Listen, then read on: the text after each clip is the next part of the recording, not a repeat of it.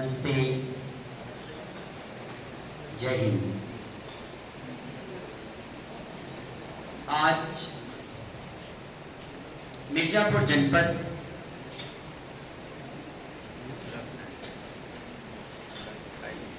मंच पर हमारे अतिथि एडिशनल साहब, हमारे मंच पर दी हमसफर ट्रस्ट की कोऑर्डिनेटर नीलोफर मैम, हमारे बीच पुलिस के जितने कर्मचारी, हमारे बीच प्रेस के भाई बंधु, मैं तहे दिल से धन्यवाद देती हूँ।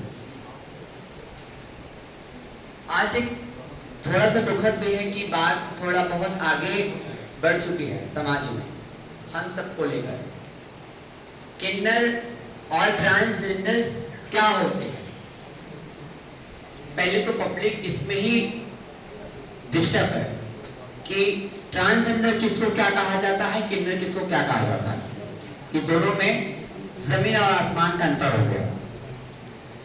तो हम लोगों ने जेंडर सैनिटाइजेशन प्रोग्राम के पैरोकारी एडुकेसी मतलब आपके साथ एक सेशन ले रहे हैं कि आपको हमारे जेंडर्स के बारे में कितने आपको जानकारी है, आप हमारे समाज के बारे में क्या जानते हैं, हमारा समाज कैसे समाज के अंदर गतिविधियां करता है, कैसे वो अपने समाज के अंदर गतिविधियां कर रहा है, उसको लेकर आज हम लोग पुलिस कर्मचारी के साथ ये सेशन मैं पहली बार मिर्जापुर जनपद में कर रही हूँ।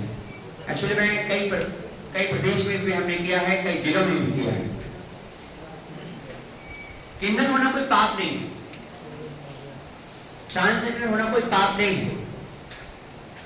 इसलिए माँ के गर्भ से मेल और फीमेल पैदा होते हैं, तो हम भी तो माँ के गर्भ से पैदा हुए हैं, हमसे क्यों इतना भेदभाव। पुलिस को नौकरी इसलिए दी गई है कि लाइन ऑर्डर को मेंटेन करे। पुलिस इसलिए वर्दी पहनती है कि जहां हिंसा हो रही है उस पर वो कार्रवाई कर पाए, कहीं शांति भंग हो रही है उसको मेंटेन कर पाए। मगर पुलिस से हम कोई चीज नहीं मांग सकते। पुलिस को बता सकते हैं हमारी समस्या है, हम उसको बता सकते हैं, हम ज्ञापन देके अपने मुकदमे दर्ज करा सकते हैं। मगर हमें समाज के बीच ढलना कैसे है, हमें अपने अधिकार लेने कैसे हैं, ये हमें मालूम होना चाहिए।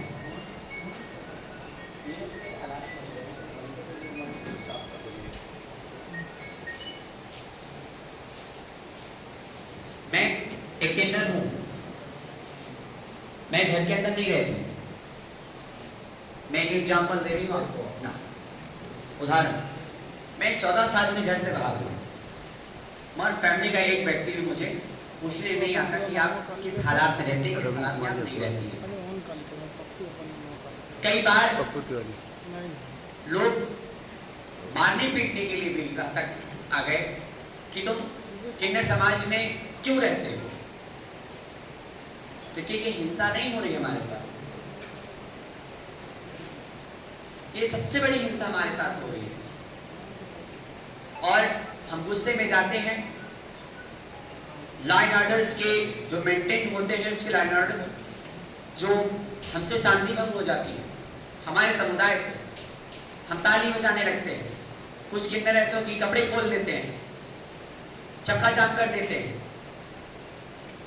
ये सब तो समाज के लिए ठीक नहीं है, मगर उसके पर बीत क्या रही है, उसके जीवन में क्या चल रहा है, कौन से संघर्ष से वो गुजर रहा है, किस हालात से गुजर रहा है, आप नहीं जान सकते। मगर मुझे इतना मालूम है कि जहां जहां हम लोगों ने सेशन लिया है वहां की पुलिस स्ट्रिक्ट हुई है और अनुशासन को मेंटेन कराया है, अनुशासन कहा भी गया है और वहाँ के किन्नर अनुशासन में रहते हैं। जैसे सर ने बताया कि अदल हाट में ऐसे माहौल पे उतारू हो गए कि जिससे अधिकारियों को ही बचना पड़ा। कैसे जाए? अब एक महिला किसी जेंट्स के सामने कपड़े खोल देगी तो वो तो एक्चुअली तो वो शर्मा जाएगा। मैं अपने समाज की तरफदारी नहीं कर रहा हूं, मैं किन्नर जरूर हूं। जो जैसा करता है वैसे उसको उसकी सजा मिलनी चाहिए। कानून हम सबके लिए है। हमारे साथ छेड़छाड़ हो रही है, हमारे साथ हिंसा हो रही है, हमारे साथ कमिटमेंट हो रहा है, तो मैं जरूर पुलिस को सूचित करूंगी। पुलिस जरूर से हमारी सुनवाई करेगी, पुलिस जरूर हमारी एफआईआर दर्ज करेगी। मगर हमने ज्यादातर देखा कि पुलिस के ऊपर आरोप बहुत लगते हैं। मैं आज से ही नहीं, मैं तकरीबन 3 साल से मैं वाराणसी में एडीसीपी ममता रानी के साथ मैं काम करती हूँ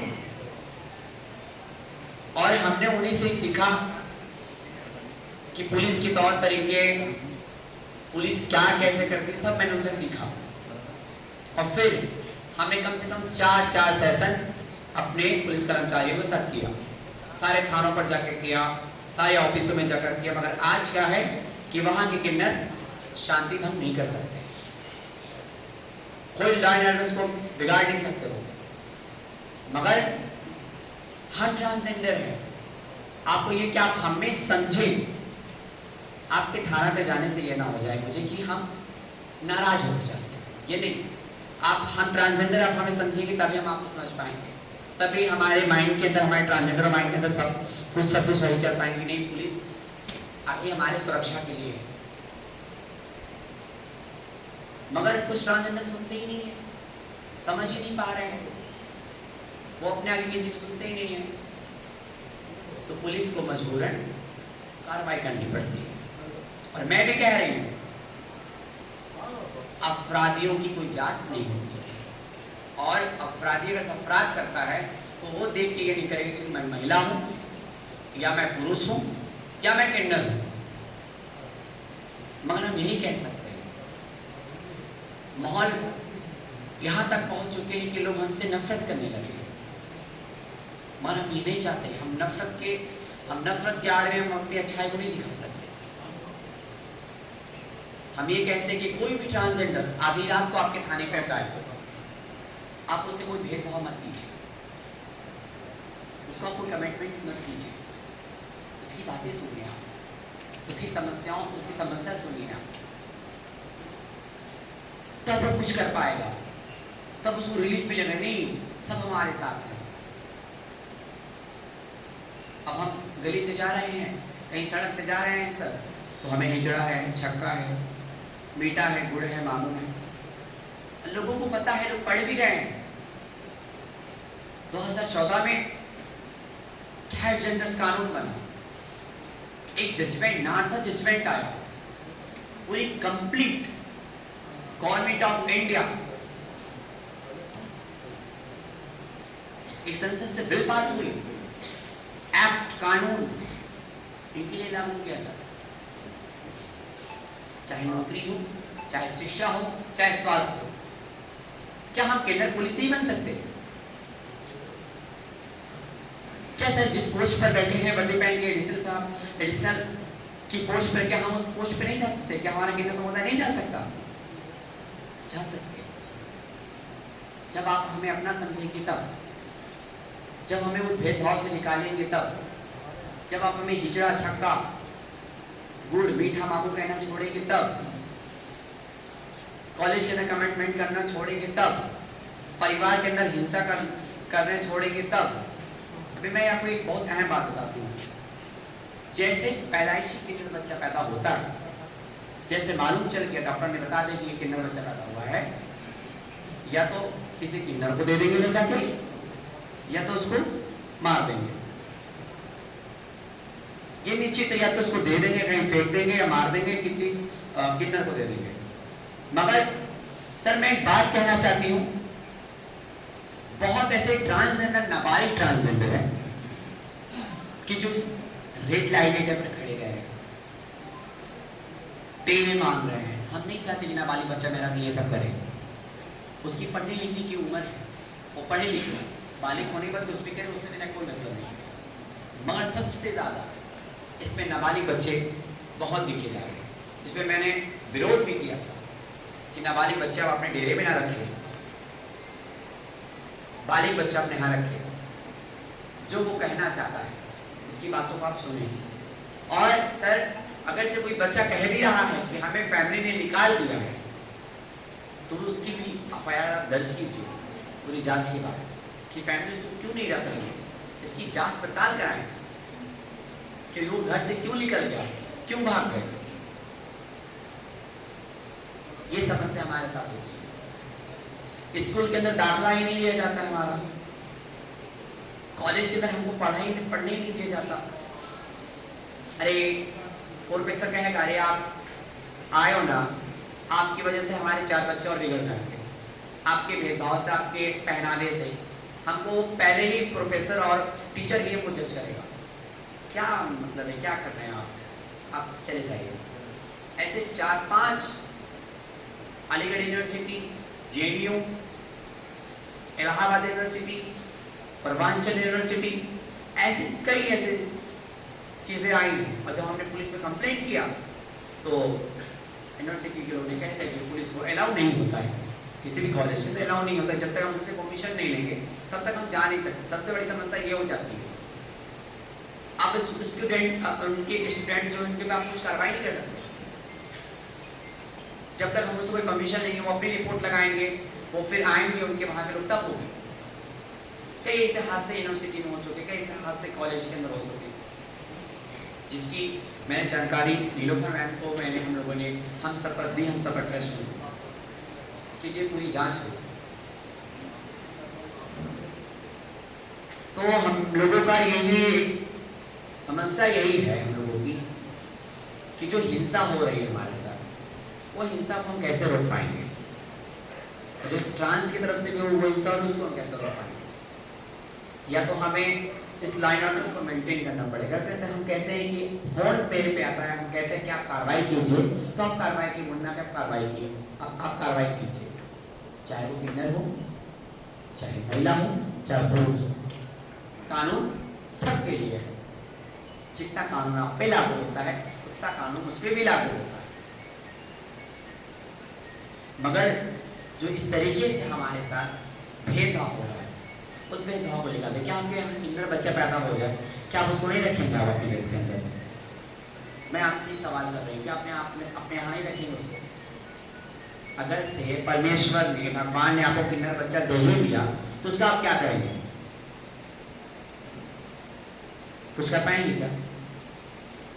क्या कर पाएंगे? अपने पास रखेंगे कि नहीं? कोई एक बंदा मुझे जवाब दे दिया।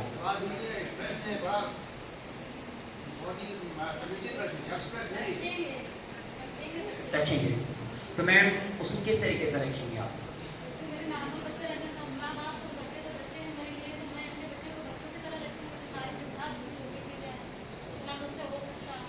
इन्होंने गर्व से हमारा सर ऊंचा कर दिया।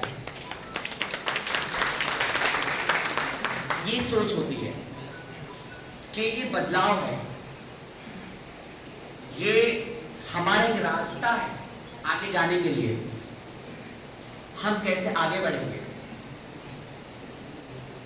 मैं आपके पोस्ट को सैल्यूट करती हूँ, मैं आपको धन्यवाद करती हूँ कि आज मैं डीसी साहब का मैं इसलिए धन्यवाद करना चाहता हूँ। कप्तान साहब नहीं आए, उनको बिजी हो गए मीटिंग में, मगर मुझे ये सबसे बड़ी खुशी हुई कि हमारे साथ बैठकर हमारी बातों को सुनना हमारे लिए बहुत गर्व की बात है कि जहां हम अपनी बात भी नहीं रख सकते थे, आज वहां हमारे साथ बैठे। और मैं सभी थाना अध्यक्ष से मैं हाथ जोड़ के निवेदन करती हूँ, कोई भी किन्नर आता है, शांति भंग करता है, अपनी बात अगर से साइलेंदा से, अगर से सुकून से अपनी बातें नहीं रखता है शांति से, तो आप लोग पर कार्रवाई कर सकते हैं।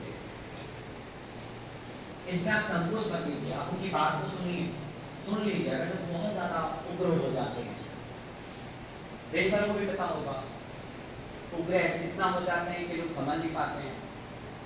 तो हम यही चाहते हैं कि लॉ एंड ऑर्डर मेंटेन्ड है मिर्जापुर जनपद के अंदर किन्नरों के लिए, और कहीं भी किन्नर किसी थाने पे जाता है तो बेहिचक आप उसकी बातों को सुने, उसकी एफआईआर को दर्ज करें, जो समस्या है सुनता रहे, से आपसे नहीं होती है तो अपने बड़े सर को बताइए कि ऐसी समस्या, एक ट्रांसजेंडर की हत्या हो गई, किसी बाहरी व्यक्ति ने नहीं किया, देखिए मैं अपने समाज की तरफदारी नहीं कर रही हूँ, किसी बाहरी व्यक्ति ने उसकी हत्या नहीं की, किसने किया? एक ट्रांसजेंडर के साजिश से उसकी हत्या करा दी। अब वो ट्रांसजेंडर किन्नर समुदाय में नहीं, वो किन्नर समुदाय से बाहर है। हमारे यहाँ एक नियम है किन्नर समुदाय में, क्या कहते हैं, वो बस मांग रहा है, रेड लाइट एरिया पर खड़ा है, वो ट्रेन मांग रहा है, तो हम उसको अपने समुदाय में जगह नहीं देते,